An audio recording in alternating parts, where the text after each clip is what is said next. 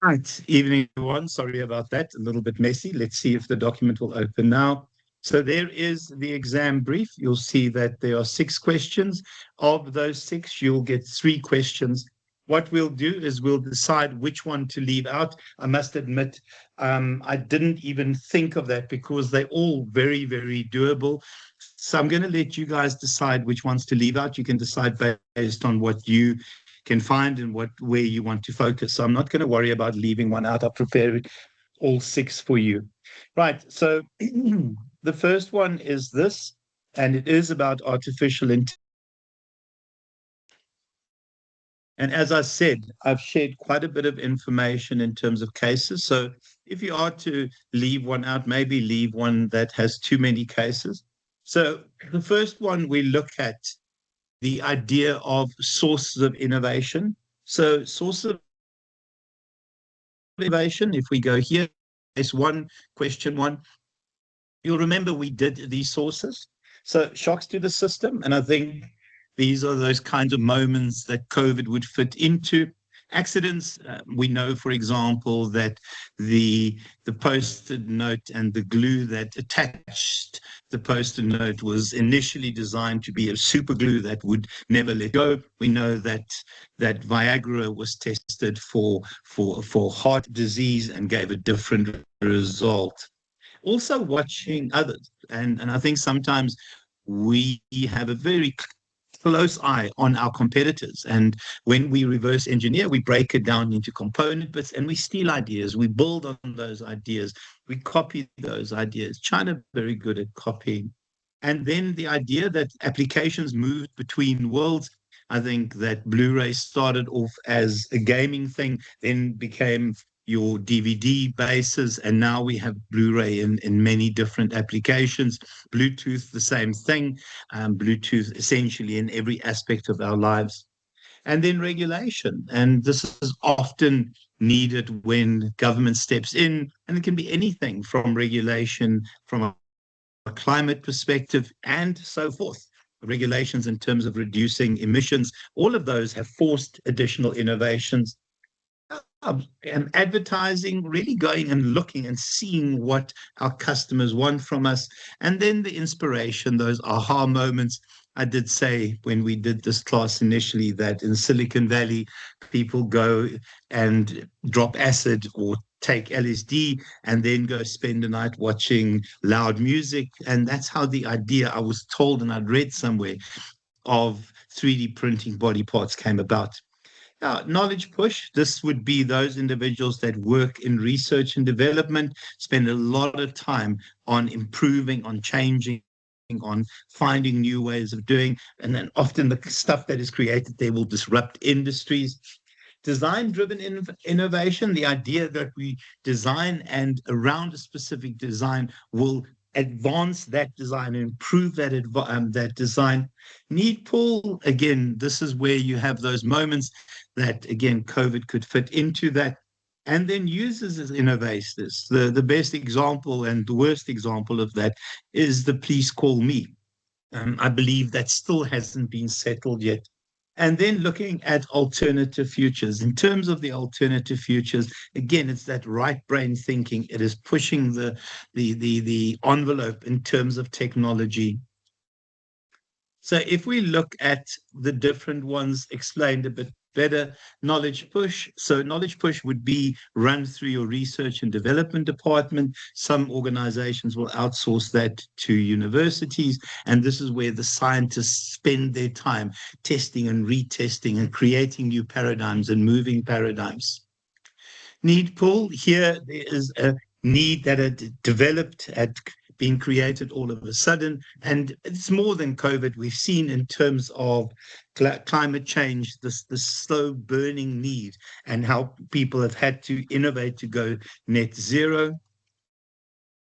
Okay, I'm just going to delete that one.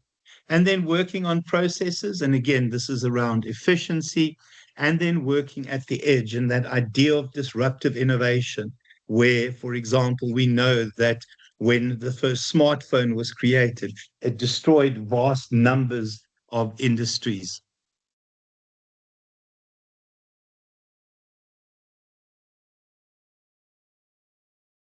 had destroyed vast numbers of industries. Right, so that's case one, question one. Question two, if we look at this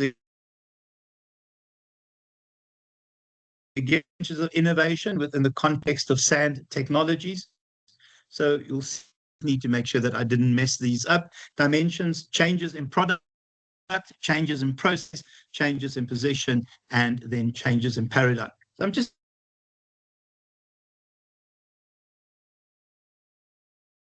going to do paradigm is we start questioning our existing mindset, where we existing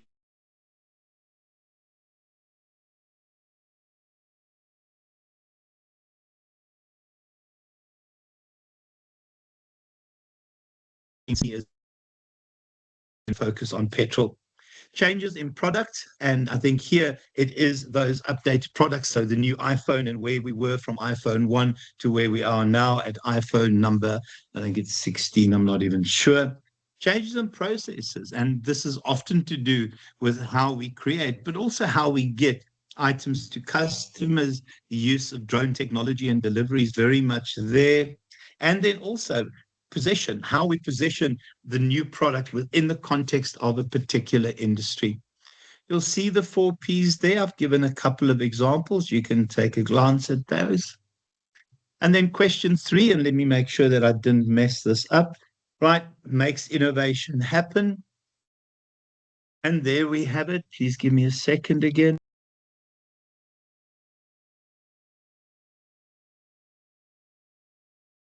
Making innovation happen. I think innovation is not a haphazard thing. I think innovation is embedded in an organization's culture. It is embedded in the need to question the status quo. And every single individual, as part of their KPIs, have to have that particular KPI of questioning whether they are doing the right thing. So the kinds of things that we have to challenge will always be the kind of existing routines, and part of those routines building in the need to question, the need to continuously improve. The third one is that I think the organization culture drives all of this, but you need a culture that says the way we do things around here, but also can we do things better? And then dynamic capability, that notion that organizations have the ability to reinvent themselves, be light on their feet, stay relevant in terms of the external environment. All right, any questions, any comments on that one? It was having a Monday type of day, Sarah. Goodness me, I had it open. It was fine until we tried this. Right, so let's look at case two. Insofar case two is concerned. Right, so yeah, the vehicle as electricity generator. I've tried to be cutting edge with these. So we've got a couple of things here. Mercedes-Benz's approach to sustainability-led innovation. So question one, case two. So I've included all three elements. You'll remember in the slides, it built up from one to the other to the next. So initially what organizations will do is focus inward, and it's about being more efficient. It's about doing less harm. It's about recycling. It's about making sure that from an organization's perspective, in terms of where we are in the world now, we move to net zero, that we become carbon neutral. So often it's about a Kaizen incremental improvement. Then it is the organization transforming themselves. And in there, we essentially create new products and new business models. But the key thing is about creating shared value. So Woolworths is fantastic at creating shared value. Woolworths will, in its supply chain, create shared value, where if you're a supplier within the Woolworths supply chain, you're expected to have financial sustainability, be carbon negative, recycle, look after the natural environment. But I think the key is the shift in purpose. We've seen this already with Mercedes saying they do not want to be remembered as the luxury brand. What their new title will be is going to be interesting. And then we do things different. And the electric vehicle is very much part of that.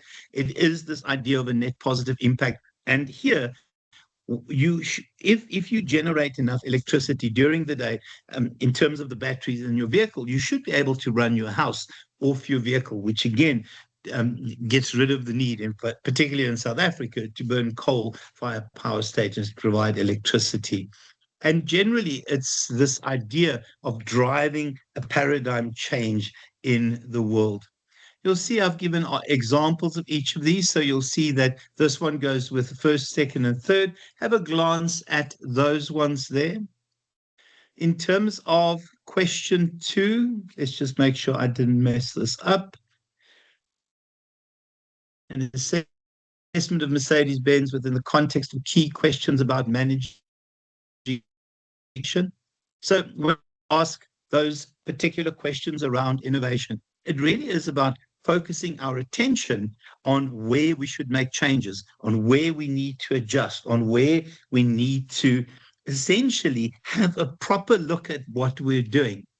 So the first one is, do we search as well as we could? So here we are constantly on the search, on the lookout for new innovations. What do we do? Where do we look? How do we work in terms of finding those new paradigms, those new alternatives? The second one is, we will always be exposed to a number of alternative futures and a number of new ideas and new products and services. But what do we use in terms of prioritizing which ones we will focus on? And also, how will we get the resources to make it happen? And then the third one is how well we implement. And it's that stage from the idea that we've moved out of the idea to this thing becoming a product or service that actually makes a difference in the world. So other questions, do we capture value? And remember, it's about co-creation. It's about capturing value for the full set of stakeholders. And then also, what do we do from a knowledge perspective? How are we improving the market? How are we creating opportunities for ourselves in terms of learning around the market? And then also making sure that we create gains that are sustainable, that are long-term, that will give us the advantage. And then lastly, it's that reflection exercise. What have we learned from it? How can we use what we've learned in our future innovation process? I have a feeling I would leave this one out. I think this might be the question that I would leave out, guys. I don't know what you think. I don't like this one. This one I would leave out. I have a feeling I'd not do this one and do the other 5. Any comments on that? But I'm going to leave that with you.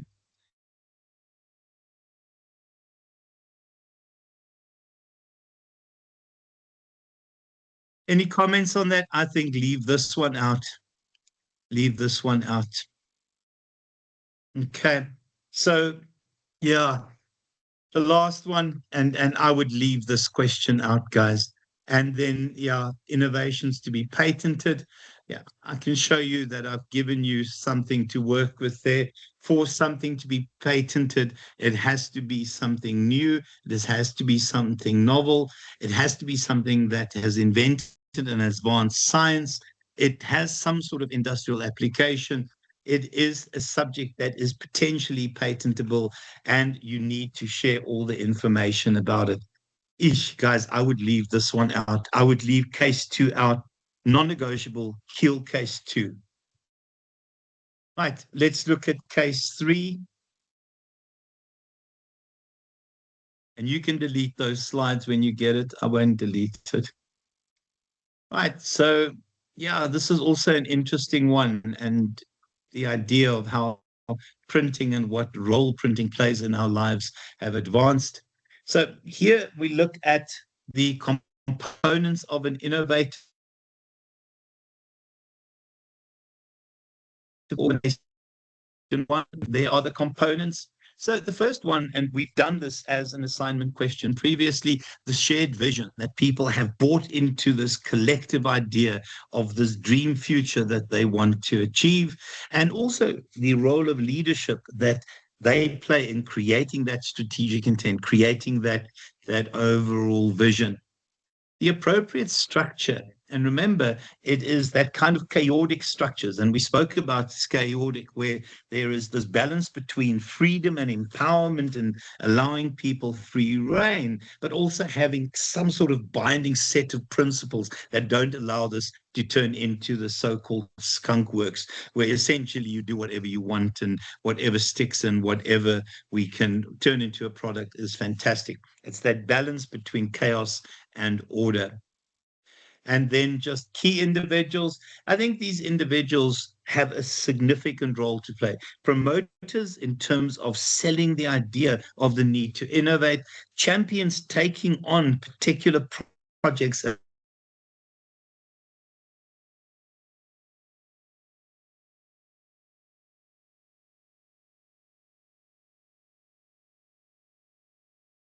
and run supply chain individuals. So a highly empowered, high involvement organization, creative climate, and the creative climate often created by the colors we paint our walls, by the artifacts that we leave in organization. And then the idea of realizing that you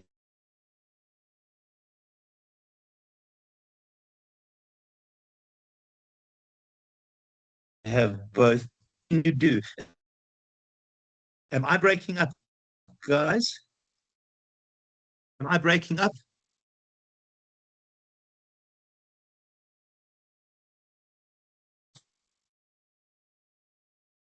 How bad is it, guys? Oh, shit. Hey, Matt, is the internet dropping? There's one person that's there. So. No, it's my side. Okay, guys, hold on a second. Let me just plug my dongle in.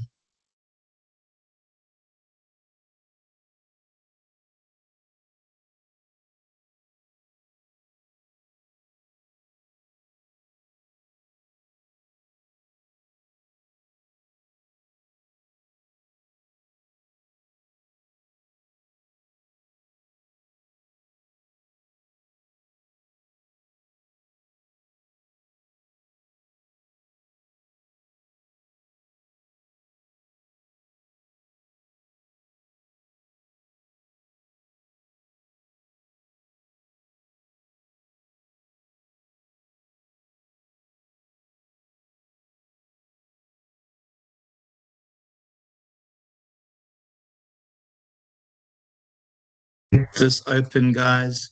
I'll edit this out. Okay.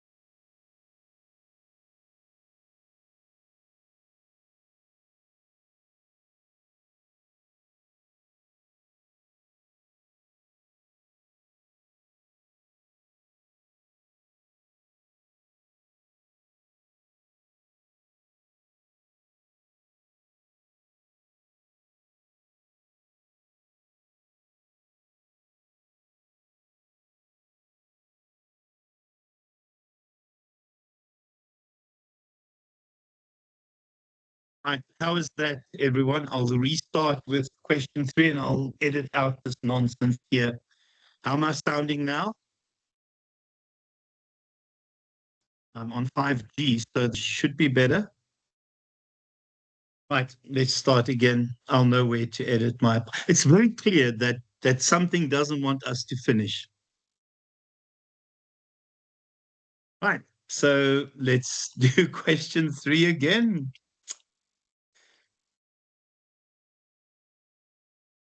So it is Konica Minolta, guys. So it's what I called case 3.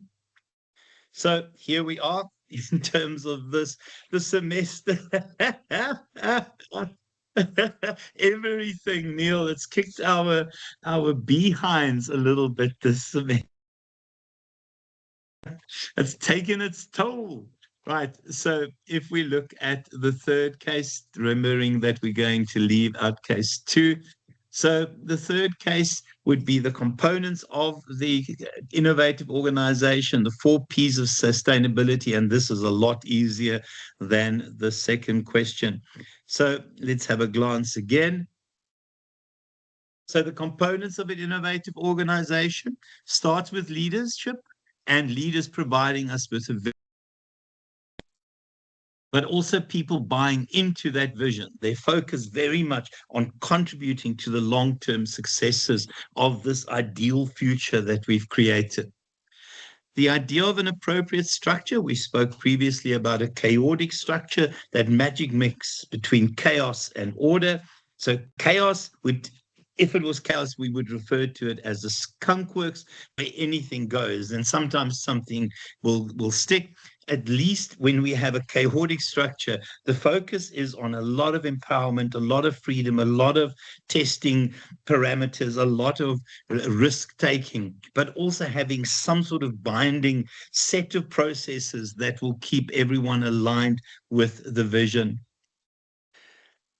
The next one, key individuals. Those promoters are those individuals that will go around and sell new ideas and make new suggestions. Your champions would be those individuals that would take the ball and run. And your gatekeeper would be that individual that will go, come, this is ridiculous. We are now moving from an innovation to something very gimmicky. And then effective teamwork, the key term there is this idea of a cross-functional team where we'll have marketing working alongside, engineering working alongside, supply chain working alongside operations. A high involvement organization where everyone has a role to play in questioning and coming up with new ideas and making new improvement suggestions. This creative climate often will come from the artifacts that we have in an organization, the colors, the way we have our senses stimulated in a day. And then the idea of having an internal customer that you must impress, but also remembering that ultimately it's about your external customer. So still case 3, question 2. Right, relevance of the 4 Ps of sustainability. There they are. So we'll remember this in your sustainability-led innovation. Let me make sure that I've got the right slide there. Yep, I have got the right slide. So when we look at sustainability-led innovation, it's really about making sure that an organization will be around in the long term. So the kind of innovation targets that we have, the first one is your product and service offering. All organizations now have to be moving towards some sort of green ideal, some sort of green technology, some sort of green products. Process innovation, this would be the way we manufacture, how we manufacture, improvements in terms of manufacturing. I mean, even ridiculous things such as including 3D printing there. Possession innovation. So here we reposition ourselves as an organization that wants to do good, that wants to do good for the environment. And then paradigm innovation, again, that shift from electric or towards electric vehicles from diesel and petrol engines.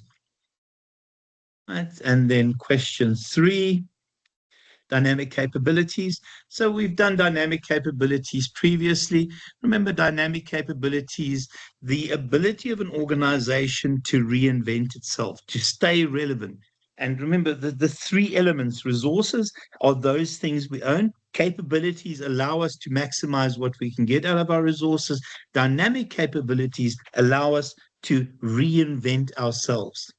So in terms of that kind of thing, this enabling mechanism that allows people to question, that allows people to align the organization with the external environment, built under a very, very clear vision, shared purpose, but also having the right structures that can realign and reinvent themselves. And then those networks where when we realign ourselves, we make sure that our suppliers, our intermediaries are also part of that reinvention process. Right, and then case study 4.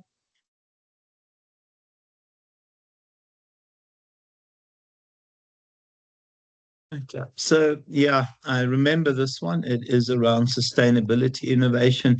I was fascinated by this one, and that's why I included it. So, Kelly Johnson as an innovation leader. So, case four, question one. So, innovation leadership. So, we have to look at it from the perspective of the kind of paradigm that you adopt. So, someone like Steve Jobs, who drove innovation in Apple, was very much part of that upper echelons theory, that great man theory, where you have this individual that has this wisdom and has this ability to see connect in the environment that others can't see. So, in terms of innovation leaders, these are the kinds of characteristics we're looking for. The first one, very bright, very alert in terms of potential in the environment, very intelligent, the kind of person that will want to be in charge, that will want to take the reins, and also being skilled at what you are trained in. And then the kind of person that can do admin, that can interact and share ideas from a social perspective, lots of energy, and then also very good communicators. You can see other bits and pieces. I think it's establishing innovation. Let me just reread the question that I don't put in stuff that we don't need. Okay.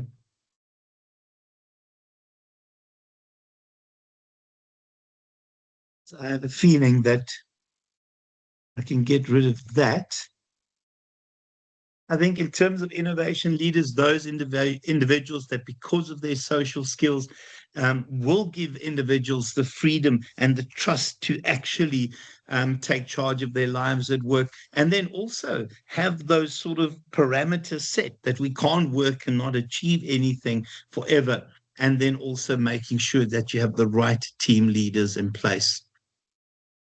The second question there, the idea of sustainability-led innovation.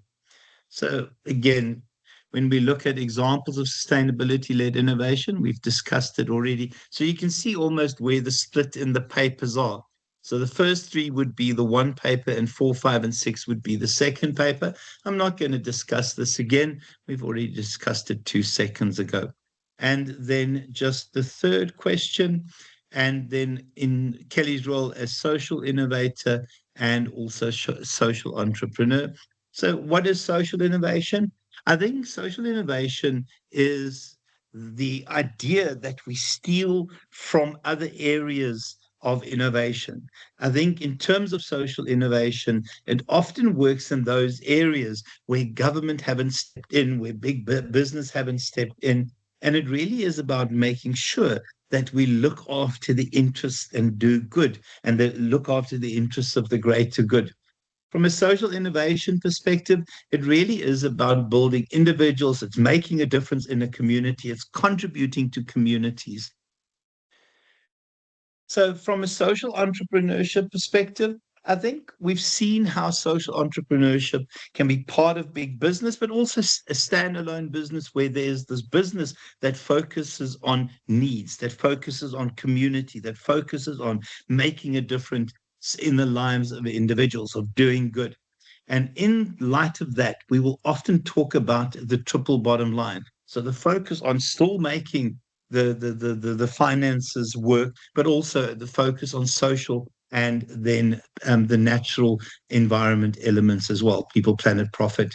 And then also this idea of creating these charitable foundations to have this positive impact on society. So for me, Mercedes is definitely a non-starter. This one, if you see it and you've got 2 others you can do, I would leave this one out. Okay, I would in all likelihood leave this one out, or no, prepare for it, but do the others. I think that's how I would approach it. So Mercedes, I think we can leave out, and this one, just get ready in case you don't have a choice, then you have to do it. Right.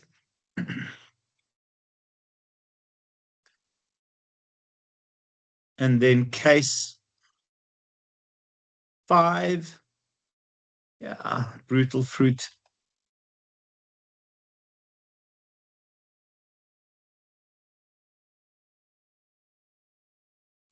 So in terms of brutal fruit, I think this idea of strategic analysis, we look at strategic analysis. Case 5, question 1. So strategic analysis, if we go into our strategic planning type processes, is often about looking at your pestle elements. It is looking, in addition to your looking at your pestle elements, looking at your industry elements, those customers, those intermediaries, your competitors, etc. But it's fine to have that kind of SWOT analysis, pestle analysis, industry analysis done. And normally we would use Porter's five forces for the industry analysis. You have to look at what we can actually take advantage of. So it builds to a full SWOT analysis. In terms of the kind of innovation options that we look at, once we've done this assessment, would be these radical breakthroughs, these the inventions that will disrupt an entire industry. Or in terms of where we are now, starting to look at taking care of the poorest of the poor, working at the bottom of the pyramid. In terms of case 5, question 2, right, a map of the process for brutal fruit. So the map of the process is this. We normally start with trigger ideas, and that's why we do the pestle analysis, because you could spark an idea from there. And then it is about prioritizing and selecting those ideas that you want to pursue, and then making sure we acquire the resources to give life to those ideas, whether it is creating the resources yourself or buying an organization. And then this idea of taking the initial gleam in the eye concept and turn it into a product or a service. And then making sure that we get this product or service out to the market and then making money from it, capturing value from it. And then forms of learning, in acquiring knowledge, generating and acquiring knowledge. So they're different forms of learning. Learning from experience, for me, it is the least effective, because people will claim to have 20 years experience when they've done the same thing over 20 times. That's 1 year worth of experience. I think it's often also risky because you might be learning techniques that were based on false assumptions, dated paradigms. Learning from experimentation is what the scientists will do, working in terms of research and development, and it's about testing and retesting and trial and error, but also this idea that we see links with universities being capitalized on there. And then scanning, learning from acquisition. Google loves that. Google has bought YouTube, they've bought Android, and every time they buy, the learning creates their capabilities and improves their capabilities in the cloud. So that's that one. And then my favorite case, I left it till last.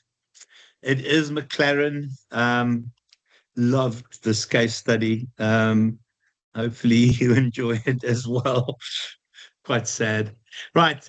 And then in terms of McLaren, context and climate, I hope I've not messed this one up. Okay, 6, context and climate. Right. So context and climate.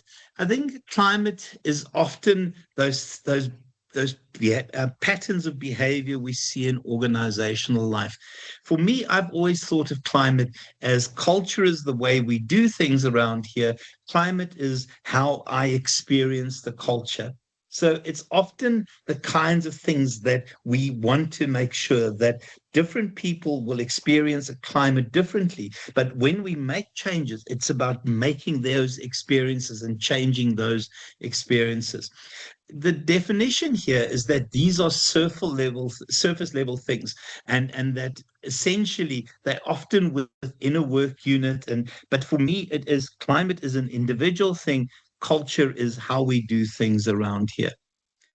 And then trust and openness. I think the ability to take risks, the ability to take risks without repercussion. And if mistakes are made, to learn from that and not to be dropped a ton of bricks on. And then challenge and involvement.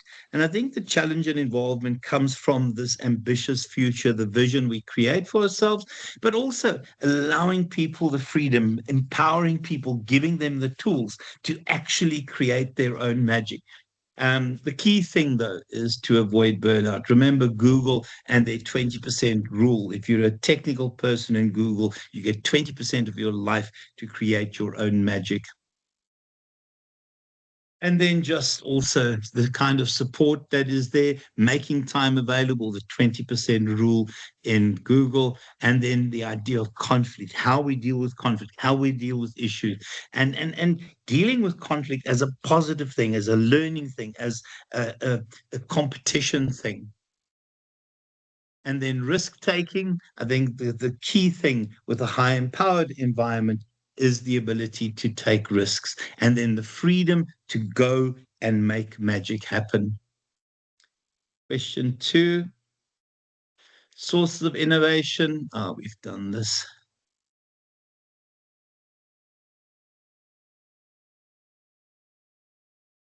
Okay, 6. What am I doing? Oh my word, I've used these slides twice. Okay, I'll update it, but the source of innovation we've done in the, oh my gosh, it's because I'm looking at,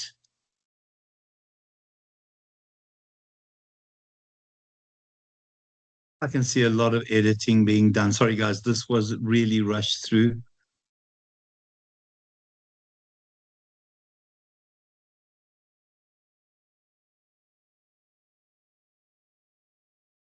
So that's question 3.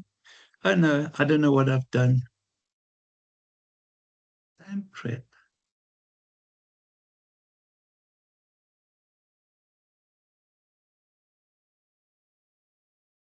Hold on a sec.